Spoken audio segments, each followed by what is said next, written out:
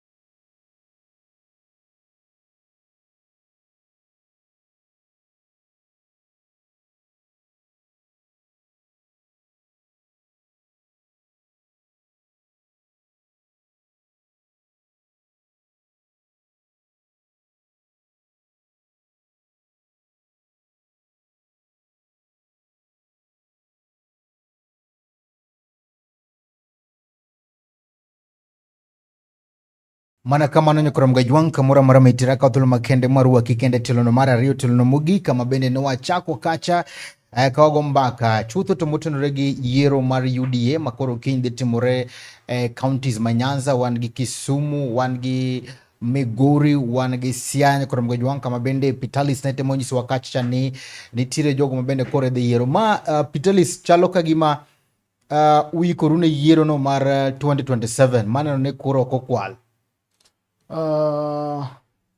Yes, an krok mar yiero, but maduong kabisa, and we want to strengthen our party. That's what we are trying to do.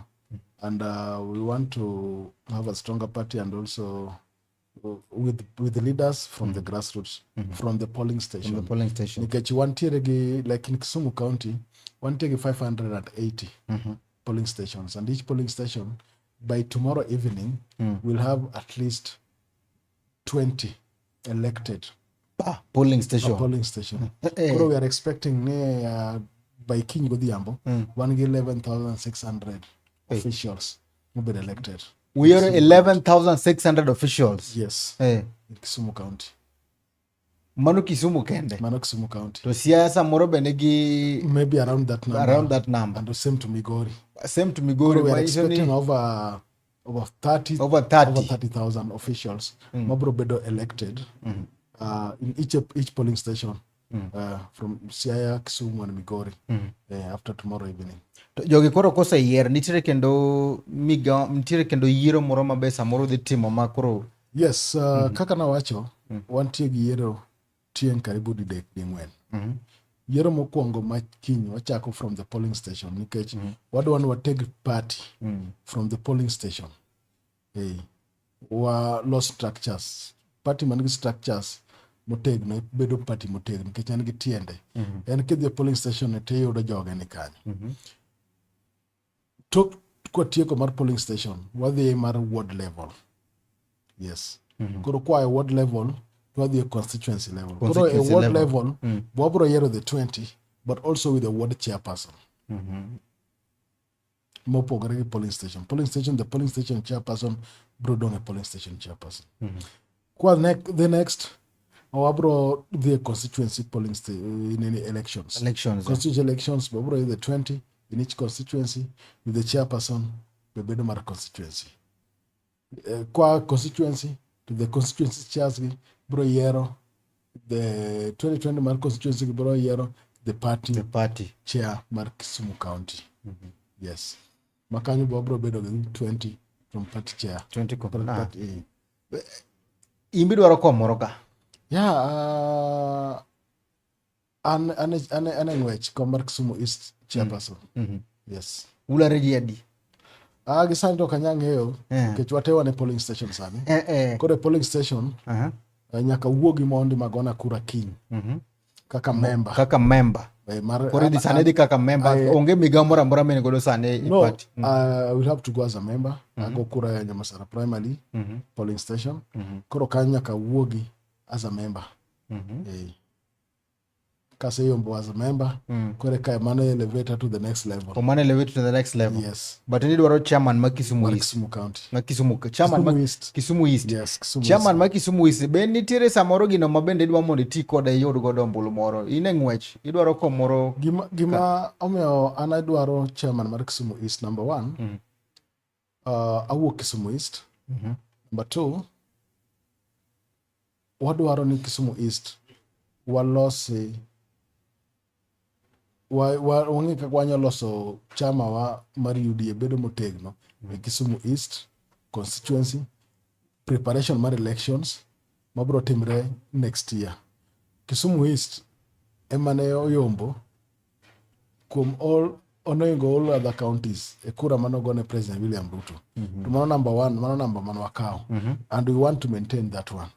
Koro, what they make sure as chairperson of Kisumu East ni President Mara William Samoei Ruto achako yudo kura mang'eny Kisumu East.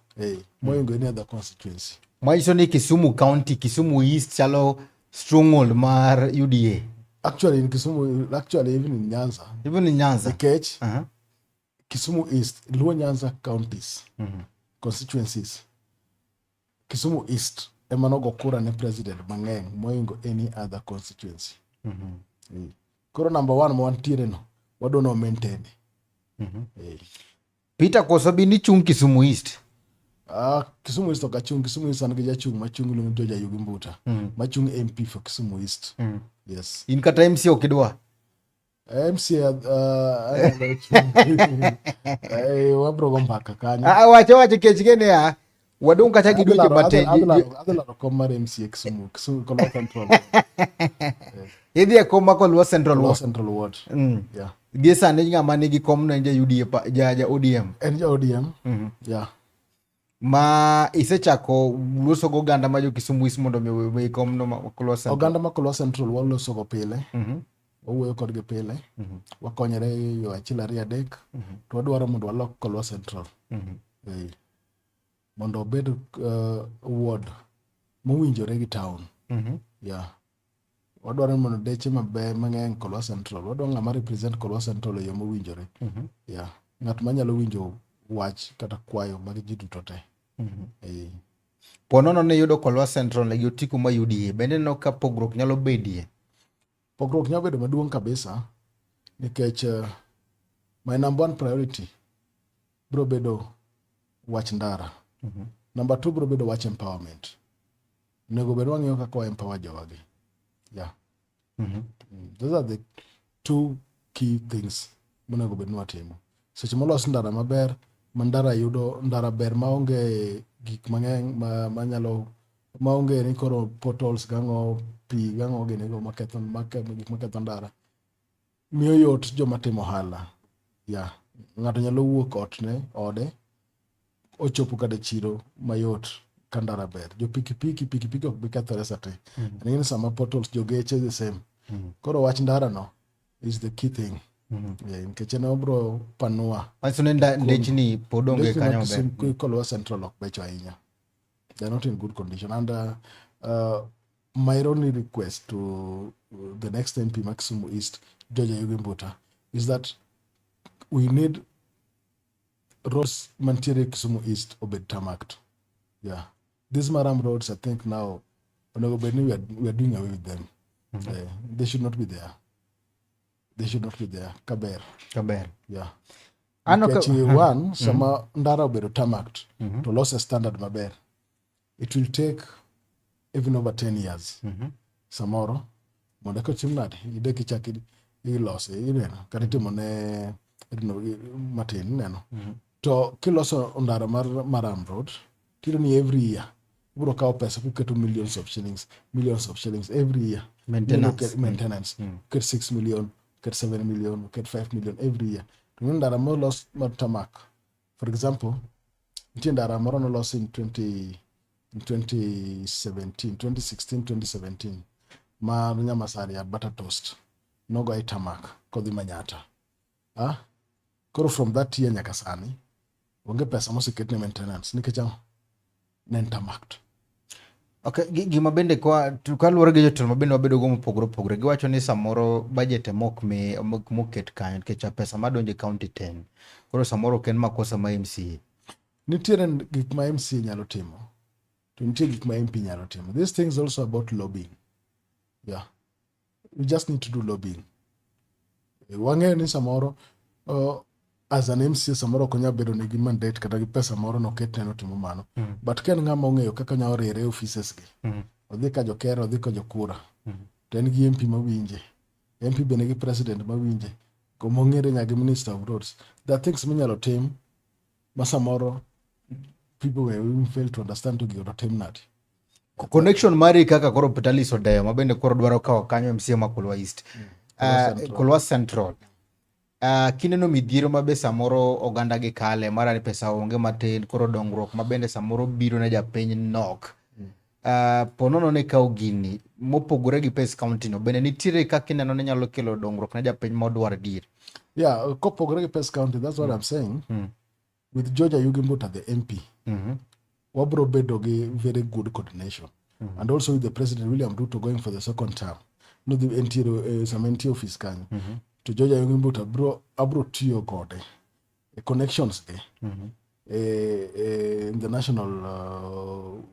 national structure mar the cabinet mar roads, the cabinet minister mar roads ewinjo en gi connections ko te koro wanyalo konyo kode to wanyalo wuoyo kode mondo wang'e kaka wanyalo bero ndechni mantiere Kulwa Central gi Kisumu East at large.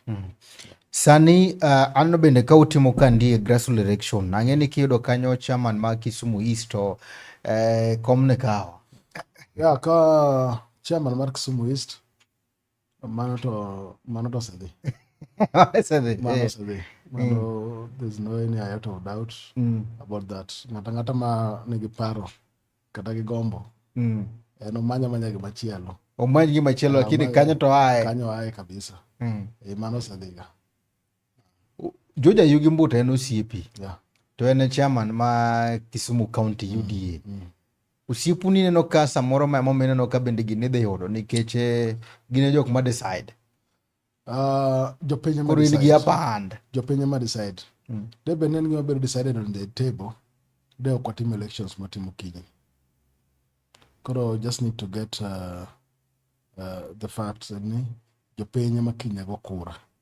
Sama go kura to coach gino ema bro tiyo. Ok en gima bedo decided at the table. Wapogre gi party moko ka. Wan moro ni jitedhi makidhi kiny. E polling stations go. Kyle kata idhi neno ka ji go kura. Sani ma bende utimo grassroots election kanano kwiro jok mang'eny kabisa 20 members per polling station. Gin jok mang'eny ahinya. To gisama bende utime ni ema bende sama kweth ma ODM bende koro gimbe giwacho weche go mag zoning. Oganda muyiero gi gen kara gidhi timo ang'o nikech koro koponi en zoning to kara koro en ni kombe moko nengo bende wene ODM nikech magi strongholds mag ODM. Beno ka gini bende kelo chach ne chila riadi. as a party, we decided, you can see history, Kamano Wachako Timogigi. We decided to do this grassroots elections as early as 2023. Winjo. Mano chak in the team elections, mag grassroots, mag UDA. Oyudo ka ODM gi UDA pok no bed any arrangement moro kata mar broad based. Ma obiro bang'e. To ambe machangi mane osebedo mwasepangi. Ni bro team, UDA bro team grassroots elections in all polling stations in the Republic of Kenya. Koro wan nyaka tega party wa mar UDA. The structures motegno from the grassroots, from the polling station. And the UDA onge limitation only up to 2032. UDA and party mabro bedo nyaka chieng. Koro wabro dwaro ni samo ginene we have our nini with us. We have the structures with us. And again, iwinjo ka joko wacho ni they don't fear anyone. Miso ni apare papo yao majite bro na. Ite dhie pap. Koro jo dhie pap, jo gwere. Olo kaka no lo Chelsea na nyoro. Chelsea ono dhie ka jigamba. Nieno motek. Brighton ogo edek. Koro wambe joma jigamba go. Kauna ka inyona ganyona to be mpira rumu to wadhi mbele. Burugi ga wacho ni pod gin gi wuok kacha mondo mi UDA owena gi kombe margi. Wado mana mi example kaka Kisumu East mabende koro wacho ni chairman ma UDA ma Kisumu Yugi Mbuta imbe dwaro kacha kolwa Central. Kombe gi gidwa ni mondo wene jo ODM mondo mi gibed gi power. Wacho udhi ngiko power margi. Chako ngero moro ka ni ling ni kimi. Yeah. Koro ng'ato nyaka wugo oko. Number one, in Kisumu East constituency, for the last 2 elections, general elections, more than the last 10 years, was ruled gay an independent candidate. Men Shakil Shabir. Koro onge kaka ODM dwa claim Kisumu East kaka margi. While in the last 10 years, they don't have an MP guy. Mar Kisumu East en ja independent. Koro kanyo wan kaka UDA ere kaka koro idatimo zoning kan. Masani Kisumu East bito programa teni gi kuonde moko. Okay, mi example ni kacha wuok Kisumu East. Ere kaka idatimo zoning ke joko wacho ni positions kata seats magi bete sane mondo dong margi. Donge to Kisumu East ere nga obete independent. Koro pod wawena ja independent. To setamo ODM for the last 10 years. Why should they let UDM mondo bi wagol ngano iro? Kichwando wadhi gole wano kwa wal kode. Ugole gi party ko sigole gi japiny. No, wadhi gole gi japiny. Enough is enough. 10 years is enough. In fact 20 years is enough. He's been there for 20 years. Gimoro chanda ka Pitalis nikech ODM aseno rally ma ODM kaba wa mia ranyisi kande mana migosi kata moluor Aduinya ne ko yure kacha. Kendo jino wuok kacha mang'eny mabende makam no wacho ni Kisumu East na mabende kore dhi godo.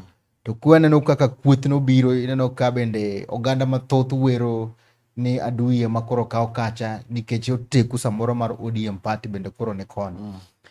Ubundu wuoka ni UDA bende koro dwa mako mach kandi dho pok no tem to ODM no setema chilari adek. Mbi maru neno nade? Iwacho maber ni ne gin romo mar jo ODM. Ne romo jo ODM.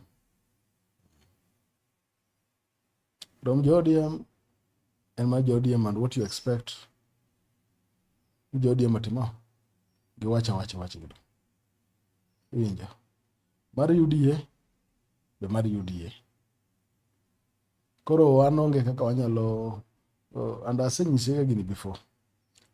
ODM bro timo gimiluongo ni party nominations.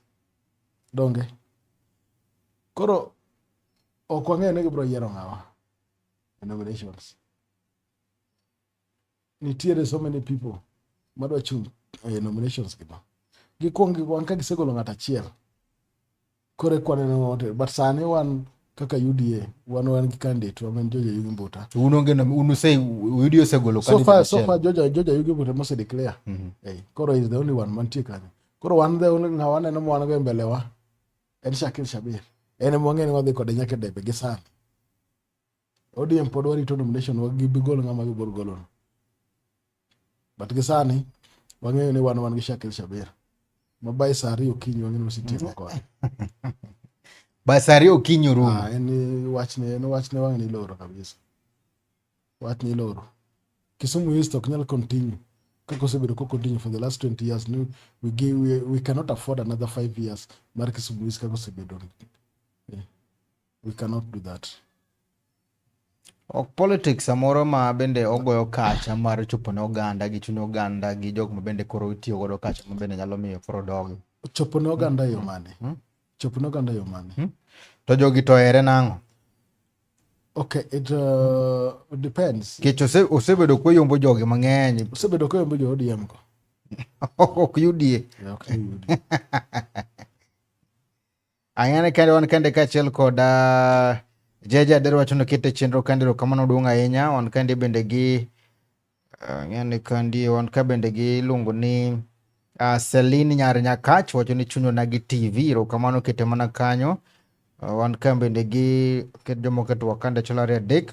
Wan gi Vok Gaza karibu sana Dadi Okwach Wood Seme Evans Otieno Msiani Wonia Woi. Wan gi Kevin Olo, wan gi Omar Steven Jara Satito, wan gi Hon Barak Sultan Odhiambo, wan gi Schofield Osewe, wan go Tale Press, wan go Owuor Junior, wan gi Lewis Wood Awasi Boda nyakoro mgejuang magayo mabende koro wan godo kandie kadhi mbele wan kan bende gi ching Sunday wan gi Jolinda ang'ene mando ka wawa penji mande dho inja UDA wan gi kweth mar ODM obare kacha milongo ni Linda Wananchi bende biro Kisumu koni juma Sunday mabiro ni. Okay, Kisumu en town morwako jite, all political parties. Last weekend ne wan gi Josafina ne yawo the offices chagi yawe Siaya gi yawe Kisumu ka to gitieko gi dhi adhiya. Koro gimbe gibiro on Sunday, on Monday piny dhi mbele.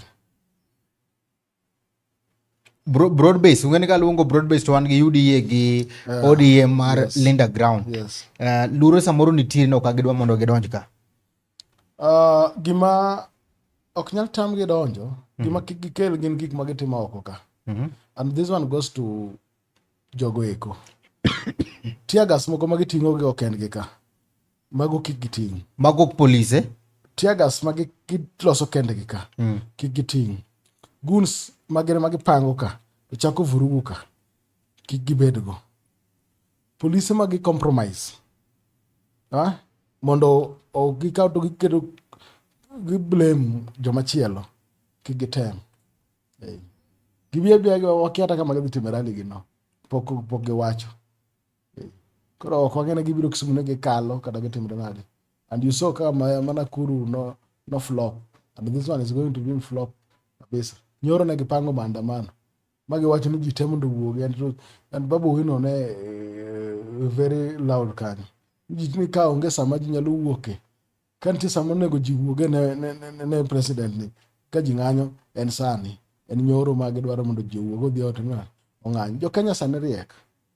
Jo Kenya riek no tiyo gi wigi. Jogi nigi smartphone, jogi neno news. Jogi ok Kenya wuondo. Jogi neno gima timore kamoro amora, gineno ni mafuta omedore e pinje duto te. To nitie reason momiyo omedore. En lweny matimre kind Iran, Israel kod USA. Giloro molorgo Strait of Hormuz cha. Iwinjo? Mano gima jopiny te ong'eyo. Koro gin giketo siasa moko mang'eny manono mok donji. Koro kane gilwang'o ji odhi e maandamano nyoro, yesterday we were here in Kisumu. Very, very peaceful. Everyone was doing his business kama kawaida. Nyiso ne jo kaw gi serious. Gin gichalo joma entertain ji. Koro gin entertain to ji. Gimanyo go likes gi followers magidwaro go. Sami wacho ni tuk gino gikel kaka gitem Kisumu County.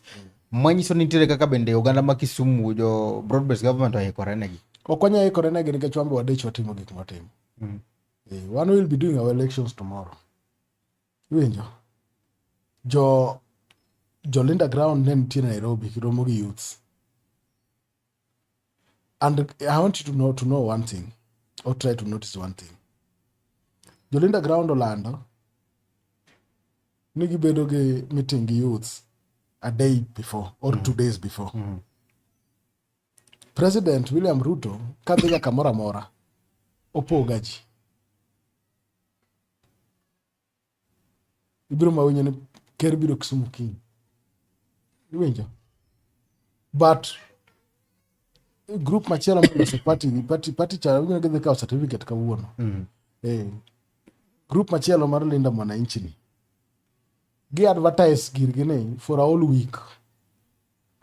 Kine orengo kete koendo Sifuna kete to Babu Owino kete to gimiyo bloggers gi for 1 week kata 2 weeks ka gilando biro gi mar Kisumu mondo gi mobilize ji mabe pod ok rom kaka gidwaro. Koro gin Kenya ka Kenya tamo ng'ato nigi ratiro mar dhi campaign. Ka gibiro campaign yo mamuol gibi gi campaign to kik gichap jo Kisumu. Ging'eni jo Kisumu county gin jo tutam. Kanyo mane Raila Amolo Odinga owe joluo ma jo Kisumu are one of them. One ka Kisumu county one jo tutam. One also support President William Ruto. We support President William Ruto nikech gik mosetimo ne oganda wa. Gik mosetimo Kisumu ka. Ok wabidwaro mondo jomoko bi gichocho wiji gi weche moko manono moko winjore. Mano will not support. Ka gibiro in peace gi campaign gi dhiyo, that one is good. To ka gibiro gi kelo fuere gi guns magisepango mageko moko mowuok Nyalenda mondo dhi okel tungni alafu giluongo nying jotelo moko, mano to gisahau. Mano gisahau kabisa. Nitiere japiny moko wacho ni samoro mondo gidwa mondo gibi mondo ginyis Ker William Ruto ne japiny ok ni kode. Oganda moko bende wacho ni gidwa mondo miyo gigeng'gi kaka gidonj ka mondo Ker William Ruto ng'e ni kara Kisumu ni kode. Mano en mane? Bedo kod ng'ato kata koso bedo kod ng'ato ok en violence. We don't do it through violence. Wan ka Kisumu we are very peaceful. Gima anyalo mana nuoyo gima jatelo nicho wacho ni kik jomoko bito kelo chochni e Kisumu ka. Kisumu en town mokwe, en town madongore, en town ma ji tiyo gi muolo. Igo siasa ka pile pile. Ji wuok, joma biro campaign to tieko to wuok to weyo ka ji timre nade. To ka jomoko do biro gi koko, gikelo fujo, gipango gik magin magipango kendgi. And Sifuna nego ng'e maber. If there's one person who is planning to beat him, is Babu Owino. Ema organize goons mondo ochochni, ogo Sifuna, ogo Sosi, alafu mondo gilay blame ne joma chielo. Koro mago tricks mag Babu Owino. And we know all those tricks. Koro gimonego ng'ie, kaponi magi gik magibiro go, then Kisumu will be a no-go zone. To ka gibiro ne gidwa campaign, giwacho sera gi, mabe gionge gago. They can come and campaign and then go on. Then Kisumu will continue kaka they machero nitie ni Sifuna gusosi kende dhe go ka Kisumu. No, mago ng'apango gigo Babu Owino. En opango kaka go jogego. Kose go, alafu gikawo gire to giketo ne jomoko. No, and Babu Owino should know this. Malema in South Africa no tuwe higni abich mana nikech goyo bunde. Goyo bunde. Ento ogoyo ng'ato miluongo ni DJ Evolve moshuto e ng'ute. Nyaka samo wuoyo ni DJ Evolve ok nyaka ta wuotho. En ng'ama pod onindo bedo bedridden nyaka sani. And Babu Owino ne ka en mo shout ko wacho gik mago matimre gunism. Then is the only leader. An chakre ne nyuola pok aneno jatelo moro amora ma MP mokawo bunde kamae on his own ni shuto go ng'ato. Then you want to tell us ni koro en sani en Yesu. En makoro ng'eyo gik moko maginete. Wang'eyo mano notimo personally on camera. Maji te neno. To what about gik mopango ga timo behind the camera, behind the scene? Gik moko bende notimre mang'eny. Do injo wacho ni manjo wacho ni Kisumu goons for goons. Niso nango osepango. Niso they are not coming to campaign. They are coming for war. We are not ready for war. Kisumu is a peaceful country. A peaceful county. Wan wadwaro ni ji ousi joma timo ohala oyud gima gidok go ot. Wadwaro town wani mondo obed gi kwe. Koro Babu Owino kaponi mage kwana mengo wang'eyo maber nowacho nonyuole Nyalenda. Yes, nonyuole Nyalenda. But kaponi ohero jo Nyalenda go onego empower gi. Ang'o mosetimo negi? Onge kata achiel. Apart from nyieo negi kong'o gik moko matimo gipango gik moko maricho mopango go. We will not succeed. Manitiere maleng' ni arita kwe nyalo bedo morochore. Koro oganda jo Kisumu bedo motang'. Through the statements mag Babu Owino, gik manowacho. You can go to your records, ibro neno kata gione social media. Kae mowacho ni they are coming for goons. Niso ni en mosepango goons ariyo tieng' diriyo. Madwa gore ma jogi mene mong'eyo. And ng'ane owacho ga maber, Gaucho wacho ga pile. Ni unukia Babu Owino en mong'eyo. He can do anything. Mak mana en moyudo. Yudo credit king'ise ni yo kama. Koro that's a very dangerous person. Yeah. Wan bende gi achiel kuom rowere ma pod wuok kuonde mag Nyanza gi ma bende pod wacho ni samoro ka gine gino ma Ker William Ruto timo. Mano momiyo bende koro giungo linde Mwananchi. Jo oganda moko nitiere one term. Ok ni nikech gipako Sifuna but nikech koro gineno ni telo mar Ker ok ber ahinya. Jomoko bende wacho ni Ker William Ruto presidential candidate motegno gi sana nikech ng'ama ochung' kode onge. Koro, from just your statement gimewacho, from the words mag Sifuna, mosebedo kong'iso jo Kenya ni you should not be lowered with shiny things. Iwinjo? Mano Sifuna mane wacho. What are those shiny things? Kendo wacho ni wacho no gibro gero ndara. Kata they can't get into that debate with President William Ruto. Ging'eyo ni tin deche mang'eny masani gero in Kenya. Mara undergoing construction dhi mbele. And those are the shiny things miyo giluod the debate no. Wantiere gi Talanta Stadium makata kikalo sani kenene it's a pride. It's one thing masani dhi miyo kata nying Kenya duong'. Kako lose gi kako wine Raila Odinga Stadium. Iwinjo? And this is the only president who make sure ni Kenya the host the AFCON next year.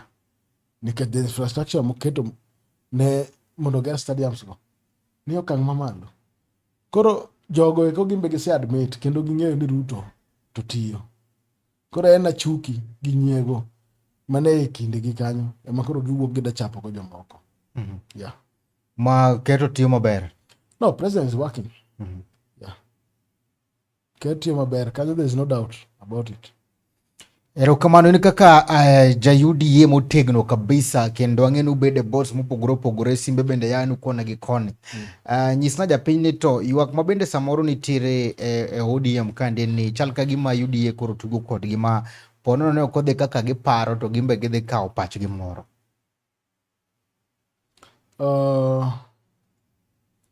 Ok abi wuoyo wi ODM but an abro ma wuoyo wi UDA.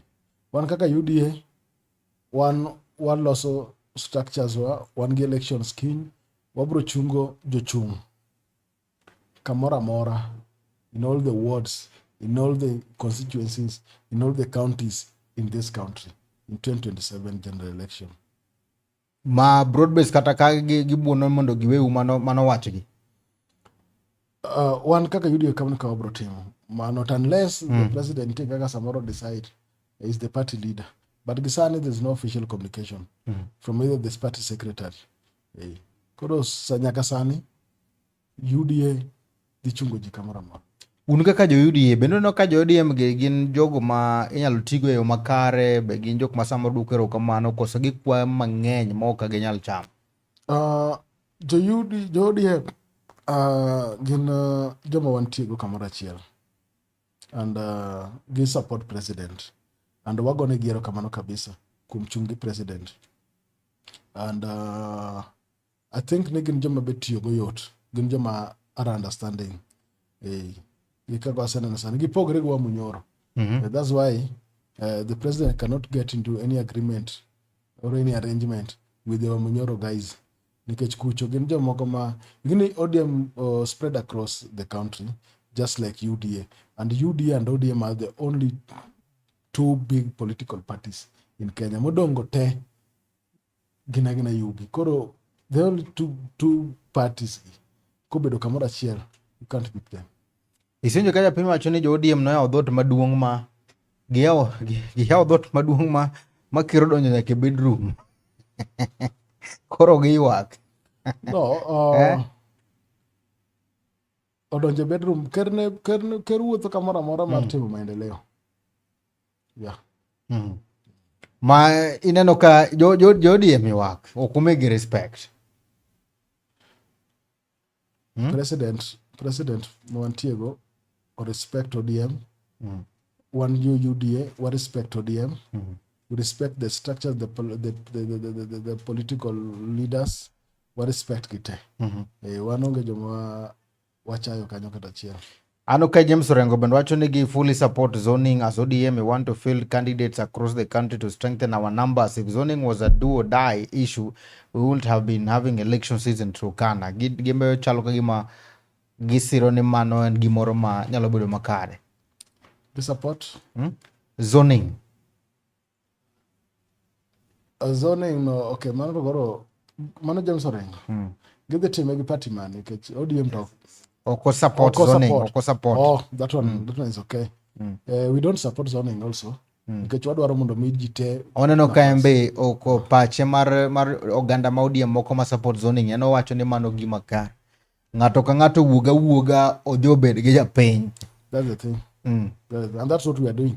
Mani me kaka UDA, from tomorrow we are doing elections and going forward, what do we want to strengthen our party? We have our members. What do we want to recruit more members in UDA? Maka chopo kata kwambe this time around. Some ODM team nominations to UDA team nominations. I don't want to go Kolwa Central as one sole candidate. I don't know wakale nominations ka. Mondo UDA bo team nominations. Chal ka gima kweth mag linda wananchi jomoko neno ker gotieno ka ji samoro kia to godiochieng' to gigoye to private to gin ka odok kamoro achiel. Achiel kuom gin James Orengo dong nitie gik mosedhi koka oga State House. Luonge kucho momiye ambulances. Af godiochieng' to ogoyo president. Koro mago to nitiere. Mago political brokers. Wan kagi Patrick Lumumba Okana wacho ni we need change, wuog oko and meet the people. We don't have roads, poor drainage system, poor refuse disposal, inadequate water supply and security, absentee leadership, dilapidated schools, infrastructure. Winjo kamano Patrick Lumumba. Winjo maber ero kamano. Msani wone wui aja tuta motegno kabisa kendo Ruto tiyo maber kabisa. Thank you. Wan giko Willis Tabon 25 wacho ne Mr. Tutam. Ero kamano udonga nyi korom gajwang. Akum kitemana echunyo nagi TV kandi eno kabende kuru wadhi kwa tieko. Wan kande bende jadera wacho ni hello. Ko kamano korom gajwang ka utulu makene maguniro kamano madunga inyano wan kende kachel kod migosi Peter Liso Deyoka. Gino mabene nwago mbaka chutho to nen en kacha yiero mar UDA Nyanza. Madhi timore kacha odichieng'no makinyi dhi time Kisumu, time Siaya, titime Migori nikech Homabay to nosetimo mar Gajwang' wacho kacha ni en yiero ma bende ok yot nikech yiero kacha ji 20 polling station ka polling stations kabisa. Ka Kisumu kendo wan gi 580 polling stations. To back Okoyot. And something which is massive, it is big. Yeah. Ma agents gi chulo kir ngata ma bende titiyo kanyo. Yeah, with the UDA, one wachulo nitiere the arrows, the clerks, the agents, the mobilizers, everything we are set to go. Kech kocha ni waknoka gi chulo jomoko. Koro mana gino makeka gilo sort, you know. Okada wuoyi but marwani ka maruni dhi chude. Marwani watimo gimoro amora sawa. To se technique tiyo nyakiyud pokni kabisa. Yeah. Ero kamano maduong' ahinya. Nyakoro Mgajwang' ka watieko to dhi miyo kacha kendo migosi Peter Liso Deyo mondo miwane wach ni mogik ponono ni nitiere gino bende inyalo nyiso oganda japiny. Okay, ero kamano an wach mogik mantiere godo Steve gi jo chunyo nagi TV gi jo oganda Luo duto te. Akwayo jo Kisumu County, jo Migori County gi jo Siaya County. Wawuoguru oko kiny wadhi wago kura ne our representatives at polling stations e chama mar UDA kiny yiero ne chakre sa 2 okinyi to ne rum sa 11 odhiambo. All the polling stations mabro timre apano ng'ato ong'eyo kam polling stations magintiere kama gigoye kura. Misa unu wawuoguru duto to kar rombwa wagouru kura. Wadhi wayieruru jotelo mwana mwadwaro mondo chung'nwa e polling stations ma wantiere godo e thurwa ka. Mane gima duong' madawachi madai misa jowa mondo tim. To ne Jokolwa Central? Jokolwa Central, anyalo mana kwayo mokwongo ni kiny watimo yiero. To adani mondo wawuog mang'eny moingo kata jomoko nikech kanyo mawuoke. Kolwa Central kanyo e ngome mar UDA. Kisumu East e ngome mar UDA. Mano anyalo kwani wawuoguru mang'eny kar rombwa kabisa mondo wago kura. Modongo Kolwa Central, Kisumu East wabro wuoyo mbele. Nang'ene dhi nyiso gini mondo gipari 2027. Ne sawa. Kamano koro Mgajwa ka thuolo makende magoniro kamano maduong' ahinya kuom kete mane chunyo nagi TV. Erokamano kuom ote magi mabende chwalonwa wasidu kanyo koro Mgajwa med kete mane chunyo nagi TV. Luwa Facebook pages mago chunyo nagi TV, TikTok chunyo nagi TV, kati subscribe YouTube channel maro mar chunyo nagi TV. Erokamano ne midusa mar chenro ni Nelson Mandela Okore mano wuod ofunyo Jerusalem dala maler ka achiel koda wendo makawuono Migosi Peter Odeyo. Erokamano budo ng'anyo kuom chopo e studio kendo ageno ni japiny ong'eyo maber kabisa kendo winji kaka iwuoyo chutho to yiero mabende dhi timore odiochieng' makiny mar UDA. Wako oganda duto te mag members mag UDA mondo chop kar rombgi otim yiero no e yono makare. Mane tayo chenro ni en Steve James aka Nyakwar Nyaronyo 1, Nyakwar Mkael Ogot Wanyende ka ngiro makawuono ne ni lingni Kimi Oritu Masane. Erokamano.